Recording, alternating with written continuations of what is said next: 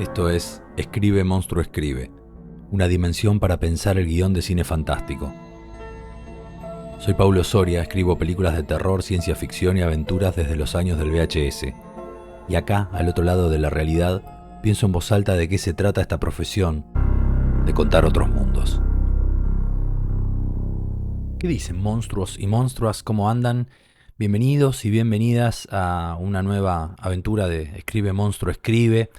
Esta vez vamos a pensar acerca de quizás una de las grandes escuelas de quienes nos dedicamos al cine fantástico, que es el cine clase B, el cine de lo posible, ¿no? Porque si bien uno en general se cría viendo las películas que llegan desde los grandes cañones comerciales a las pantallas de cine o a la televisión o streaming o lo que sea, hay un universo ahí abajo que nos permite soñar con que es posible hacer películas. Porque esas grandilocuencias que podemos encontrar y que amamos y que nos siguen atrayendo y con las que soñamos, muchas veces son realmente eso, como utopías, ¿no? Una cosa que no vamos a lograr nunca, capaz. El cine clase B, sin embargo, nos dice, se puede hacer cine, se puede hacer ciencia ficción, se puede hacer terror, se pueden hacer aventuras, se puede despertar la imaginación del espectador como lo hace una película como Alien, por ejemplo, con todos los cañones, con nada. Y eso siempre se aborda desde la idea de la realización, ¿no? Tengo pocas cosas, ¿qué hago con estas pocas cosas? ¿Cómo logro generar un efecto en el espectador que o no se note, ¿no? O bueno, pase de largo. O si no, se señala las cuestiones de producción, tipo, no sé, con 2 mangos hizo tal cosa, ¿no? Sorprende eso. Ahora, ¿cómo es escribir pensando en pocos recursos? Porque uno cuando escribe habitualmente se sienta y empieza quizás a volar en cantidad de escenas, en cantidad de elementos que aparecen en la imagen, en la acción, en muchos personajes, en muchas locaciones. Y todo eso cuando se empieza a traducir a través de un desglose de producción, se empiezan a bajar todas esas cosas. Y si se empiezan a bajar cosas del guión que escribimos porque no alcanza el presupuesto para poder solventarlas, se empieza a caer la historia. Porque cada una de esas cosas, si es un buen guión, digamos, está para contar algo. Y si hay algo que no se cuenta, lo más probable es que lo demás se caiga. Entonces, para escribir películas de bajos presupuestos, como son habitualmente todas las películas que se hacen fuera de los circuitos enormes como Hollywood, básicamente, es preciso pensar en los recursos para escribir. Y ahí es donde el cine clase B se convierte en una escuela. Porque el cine clase B nos enseña que una lata de galletitas puede convertirse en una escafandra, que un dibujo puede convertirse en un efecto especial, o que un no actor puede ser tan expresivo como uno profesional frente a la cámara. Y todas esas cosas tenemos que tenerlas en cuenta al momento de escribir. Tenemos que pensar, si esta película va a ser hecha con pocos recursos, ¿cómo hacemos para que una escafandra se despierte en la imaginación del espectador viendo una caja de galletitas? ¿Cómo hacemos para que un dibujo funcione como un mate painting? ¿Cómo hacemos para construir un personaje que va a ser interpretado por alguien que no es profesional de la actuación? Si nosotros logramos eso en un guión, estamos haciendo una gran película. Y no hace falta mucha plata para que esa buena película exista. El cine es un arte, además de colectivo, grande, que se necesita muchas cosas, muchos recursos humanos, objetos, o sea, físicos y económicos, recursos económicos. cuando está la plata para filmar, se consigue todo lo otro. Sobre todo el tiempo, ¿no? Para poder filmar. Y la gente y los elementos. Entonces pareciera que si no hay esa plata, no vamos a tener nada de lo que en esencia hace a la producción de esta forma de arte. Porque otras formas, como escribir o pintar, incluso hacer una obra de teatro pequeña, quizás es mucho más sencillo en cuanto a lo económico y al tiempo que puede llevar y a la cantidad de gente que forma parte de la realización. Parecía que cuando llegó el desarrollo tecnológico que permitió tener en nuestras manos casi un estudio de grabación, básicamente con un teléfono celular, con un smartphone, podemos grabar audio, sonido, podemos editar, podemos hacer todo lo que se hace en un estudio de televisión, pongámosle, con el teléfono. Pero eso trajo, digamos, nuevas formas de narrativas audiovisuales, como son el universo youtuber, como puede ser un reel de Instagram, como puede ser todo el universo TikTok. Pero no son películas, ¿no? Si vamos a hablar de películas, la verdad es que sigue siendo otra cosa hacer una película.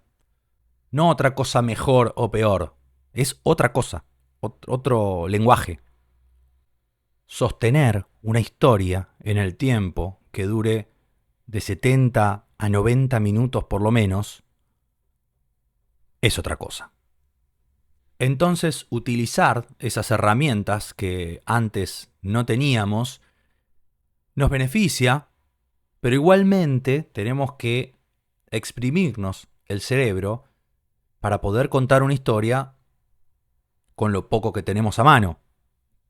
Y lo importante, el verdadero desafío de escribir cine clase B, es lograr que esas pocas cosas, que esa lata de galletitas, que ese dibujo a modo de efecto especial, o que ese personaje del barrio que no es actor, funcione expresivamente y tenga tanto poder narrativo como lo puede tener una explosión en una película en el espacio con Bruce Willis, pongamos, por tirar algo. Vamos a hacer una breve historia del cine clase B como para pensar de dónde viene toda esa fuerza. Hay un libro muy lindo de Ángel Fareta que editó hace relativamente poco, a sala llena, que se llama Dominio Eminente, Teoría de la clase B y la cultura tradicional en diáspora desde el otoño de la Edad Media. Ese es todo el título.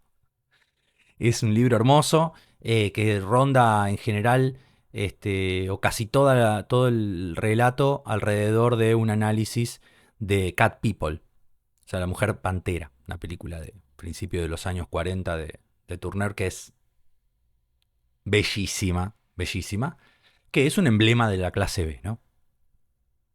Pero Fareta hace toda una historia hasta llegar a lo que nosotros conocemos como clase B. Les recomiendo que lo lean, como para llegar hasta ahí. Acá vamos a pararnos desde que se empiezan a hacer esas películas que influenciaron a quienes nos influenciaron a nosotros. Después volvimos hasta allá, ¿no? Pero en principio fueron la base de quienes fueron base nuestra. Hablo generacionalmente, ¿no? Después del crack del 29 en Estados Unidos, hay una gran recesión, la gente deja de ir al cine, entonces las grandes empresas, las majors, empiezan que tenían las salas y las productoras, digamos, hacían las películas y las distribuían, ¿no? Entonces empezaron a ofrecer doble función. Y para hacer una doble función necesitaban, para atraer al público, ¿no? Necesitaban generar más producción. Y para hacer más producción, sin invertir tanto más plata, empezaron a producir películas más chicas con lo que quedaba de las producciones grandes. Entonces reutilizaban escenografías, actores, se hacían en menos tiempo. Y así nació lo que en principio se llamó clase B, porque unas eran las clase A y estas eran la clase B. Después hubo una ley, en el 48, una ley antimonopólica, que un poco terminó con todo esto porque prohibió que las empresas tuvieran al mismo tiempo producción y distribución. Entonces, un toque se cortó la cosa, pero empezaron a surgir productoras independientes que siguieron con la idea de seguir filmando películas con bajos recursos, ¿no? Y de esos lados, de ese barro, empezaron a surgir productores y realizadores haciendo sus primeras películas, jugando sus primeros partidos, para después ser quienes conocimos, ¿no? O sea, quiero decir, muchos de ahí, de ese potrero, salieron a jugar las grandes ligas, o en las grandes ligas. Y el que se convirtió en rey de todo eso fue Roger Corman, un maestro de la clase B que partió hace poco, produjo más de 300 películas, dirigió más de 50. Una bestia que fue haciendo semilleros por donde, o sea, no tiraba semillas, tiraba semilleros el chabón a medida que caminaba. Era una bestia. De sus ligas salieron tipos como Ron Howard, Joe Dante. Coppola era un asistente de él y un día le vio que le había sobrado material y una locación, y le dijo: yo tengo una película, no la tenía, fue y la escribió en una noche, se la presentó y dijo: bueno, dale, si querés con estas 2 mangos que quedaron, hacela. Y así hizo su primer largometraje, Francis Ford Coppola, que se llamó Demencia 13, y está hecha con lo que sobró de las películas que sobraban, porque básicamente Roger Corman filmaba con lo que sobraba de la industria y este loco es Coppola, fue y filmó su primera película con lo que sobraba de las obras. El clase B se convirtió de a poco casi en un género en sí mismo, abrazó además el género fantástico, sobre todo con la ciencia ficción, después también lo haría con el terror. Ed Wood, a quien entronizó eh, Tim Burton en los 90, fue un emblema de todo eso. Y creo que quizás de toda esa primera etapa, antes de que el cine se reinventara en los años 70, creo que, por lo menos a mi parecer, o lo que a mí me gusta pensar, es que La Noche de los Muertos Vivos de George Romero fue quizás un cenit de todo eso, ¿no? Un clímax, porque realmente inventó un nuevo cine con un grupo reducido de gente, un cementerio y una casa, básicamente, ¿no? Reinventó el cine de terror, hizo una obra maestra con nada. Y eso no es que tenía un guión tremendo y no tenía nada para hacer ese guión y le salió así. Estaba pensado así, estaba pensado en función de los recursos. Probablemente, si no hubiese existido La Noche de los Muertos Vivos, abro paréntesis, Psicosis es otro clásico que fue hecho con bajos recursos. Es una película que Hitchcock se propuso hacer con recursos televisivos y se convirtió en un clásico imbatible. Cierro paréntesis. Si Night of the Living Dead no hubiera existido, quizás no hubieran existido otras que tomaron ese tipo de formato de producción, pensadas, escritas para ser realizadas así, como por ejemplo Halloween, ¿no? También un clásico imbatible hecho con muy poco, con un par de casas, con pocos personajes, con un tipo con un overol y una máscara comprada en una tienda de máscaras de goma.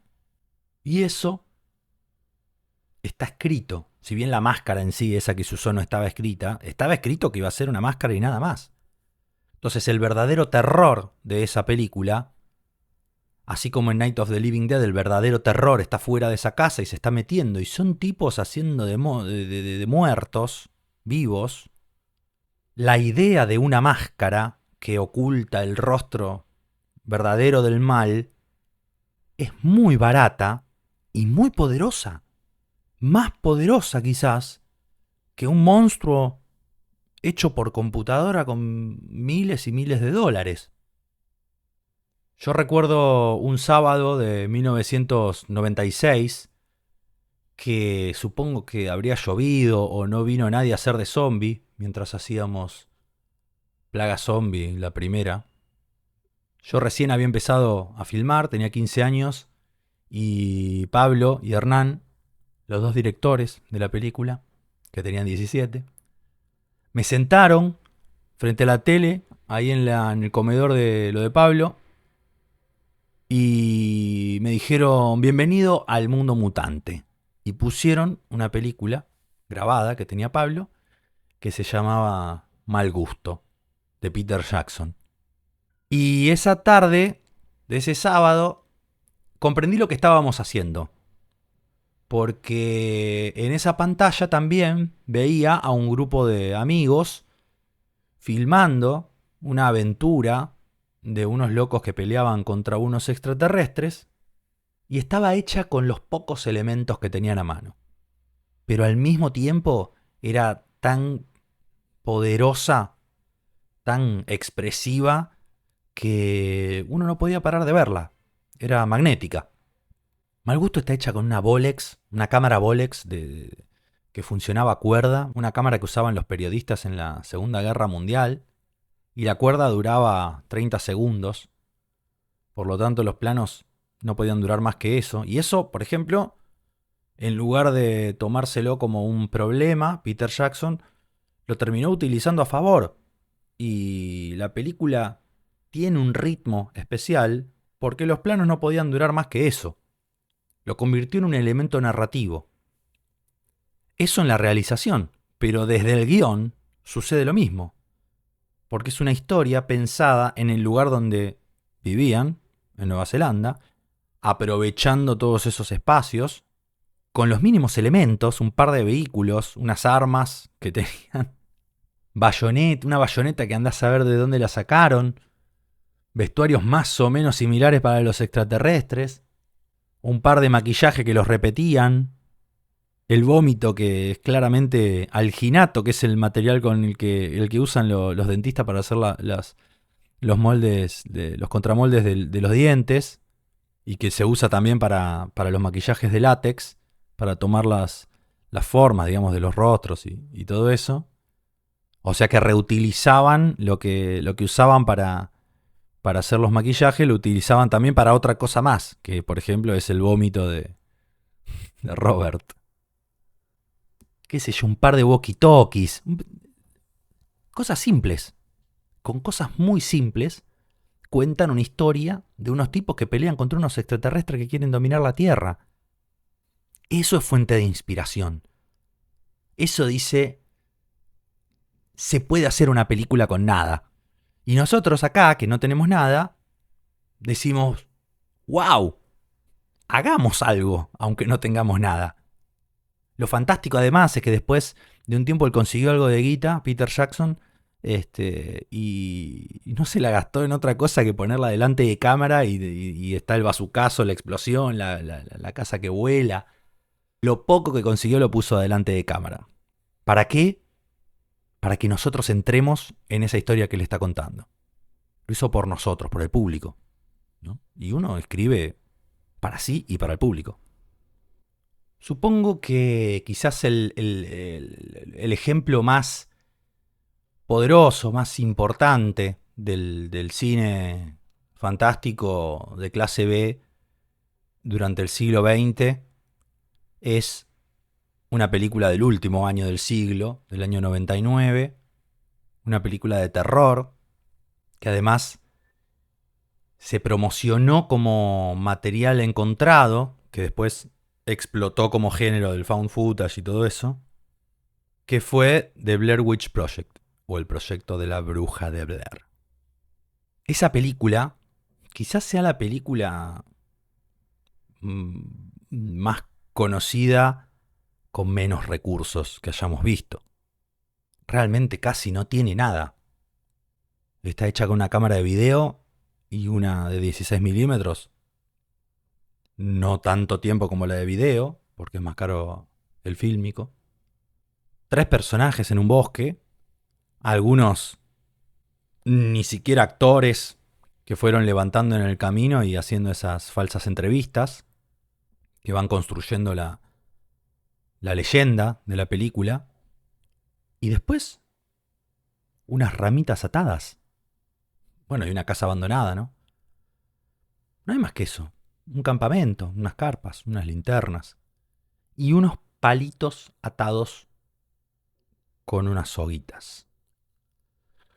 Con algo tan simple, con tan poco, casi nada, construyen un símbolo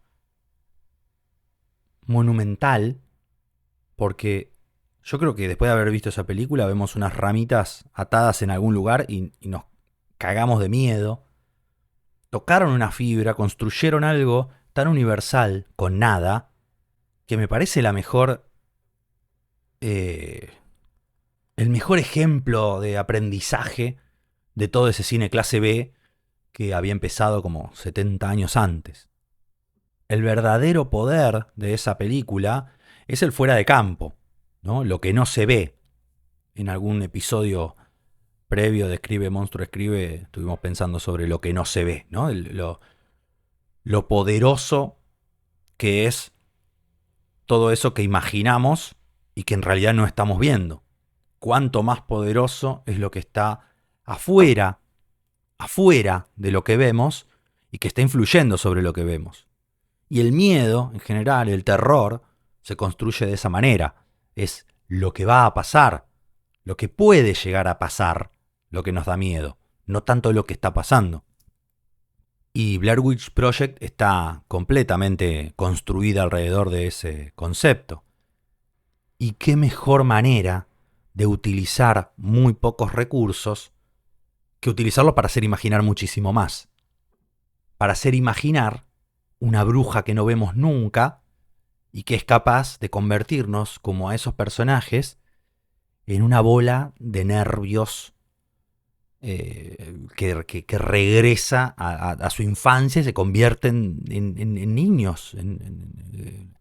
La protagonista llora como una nena, pide disculpas a los papás de los otros dos por haberlo llevado a ese bosque. Y no es nada más que una chica llorando en primer plano que nos permite imaginar todo lo que está pasando de afuera. Porque su miedo es lo que nos hace imaginar todo eso. Por unas ramitas atadas y personajes que ya no están. Eso es cine clase B. Eso es escribir algo que provoca emociones enormes con nada. Por todo eso es que el cine clase B va tan bien de la mano del género fantástico.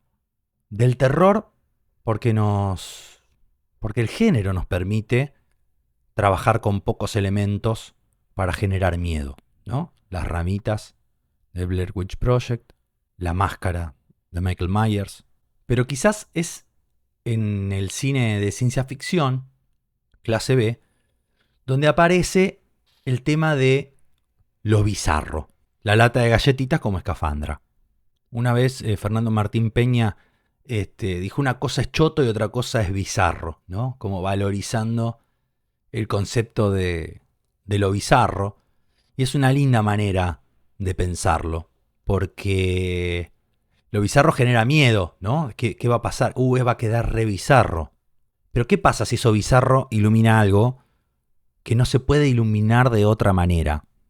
Lo bizarro tiene algo bruto, ¿no? En El espacio vacío, Peter Brook, un libro que en algún momento también pasó por acá, por Escribe Monstruo Escribe, él habla del teatro y habla de diferentes teatros y de un teatro vivo, un teatro muerto y hay como diferentes maneras de abordarlo. Y habla en un momento de un teatro bruto, que desde la brutalidad, desde los pocos recursos económicos, desde los márgenes del mainstream o como quieran llamarlo, vive, genera una vida que quizás en ese mainstream no hay o aparece poco.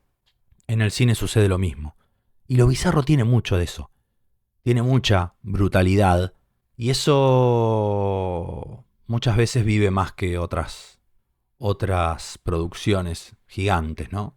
Y es preciso pensar en eso cuando estamos escribiendo, porque provoca una sensación para mí similar a la que pasa con la comedia, lo bizarro, ¿no? De hecho, es bastante cómico lo bizarro. Y la idea esta aristotélica de que uno se identifica con los personajes de comedia porque los ve tan torpes, pero tan parecidos a uno, o sea, es como un espejo de la torpeza propia, que como acto reflejo, para decir, no, bueno, no, yo no soy tan torpe como ese chabón, me río, ¿no? Como una especie como de eso, de acto reflejo, o de respuesta, ¿no? Como una protección. Yo creo que en lo bizarro sucede algo similar. Lo bizarro expone brutalidades, ¿no? Que todos tenemos. Y la diversión y la atracción que nos provoca lo bizarro, creo que mueve ese tipo de fibras en nosotros también. Y eso también es algo interesante a tener en cuenta cuando estamos escribiendo. Está la idea de que el cine grande, el cine de mucho presupuesto, el de estudios, el que parece de verdad, es imposible de alcanzar. Y eso provoca frustración. Nos puede llegar a dejar afuera del hacer cine. Es como si la opción fuera o se hace cine gigante o no se hace. Hay una tercera posición, que es el cine clase B, que también tiene su verdad. La cuestión es cómo logramos escribir historias que funcionen como esas películas millonarias. Que funcionen no en cuanto al despliegue como esas películas, sino en cuanto al efecto narrativo. Que nos atrapen ni bien comiencen, que nos lleven de las narices hasta un conflicto, que nos llenen de dudas y de problemas con sus protagonistas, que nos emocionen queriendo que esos personajes logren lo que buscan o logren escapar de lo que los persigue y que lleguemos a un final con ellos y nos quedemos o enroscados para siempre, como en Blair Witch Project, que nunca pude salir de esa imagen final, o liberados, dispuestos a seguir dando batalla, como en Mal Gusto. El público que va a ver películas clase B va a buscar la incorrección política, va a buscar locura, va a buscar lo bizarro. Y está en nosotros, como escritores, como creadores, como realizadores de ese cine clase B, poder ofrecerles una experiencia cinematográfica que no sea a pesar de los pocos recursos que tenemos, sino que sea con esos pocos recursos y que esos pocos recursos se conviertan en elementos narrativos poderosos, en metáforas visuales y en cosas inolvidables como esas ramitas atadas. Las películas grandes se hacen con mucha plata, y cuando hay mucha plata hay mucha gente decidiendo, opinando, hay muchos intereses, y eso se puede convertir en cadenas mucho más grandes y pesadas que tener pocos recursos. El cine clase B también es una forma de libertad. La clave está en que podamos aprovechar esos pocos recursos para ser libres.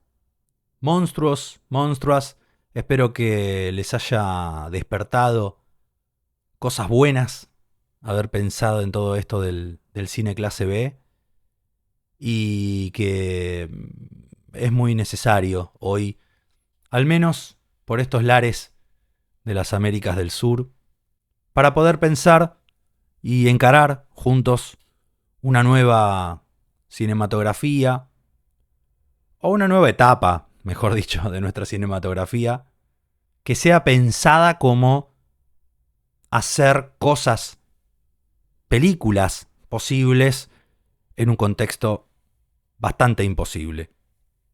No dejemos nunca de filmar, aunque tengamos nada más que una cámara, un par de amigos y unas ramitas atadas con una soga.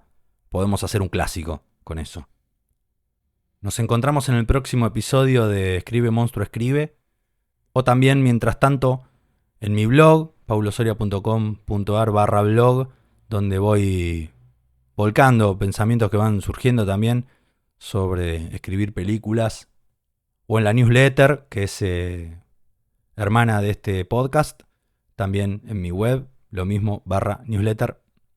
Ahí también pueden encontrar en mi web las datas sobre workshops y seminarios que voy abriendo, también pensando en cómo hacer películas posibles en estos contextos imposibles, en este mundo, o en ese mundo imposible que está afuera de esta dimensión que estamos cerrando en este preciso momento.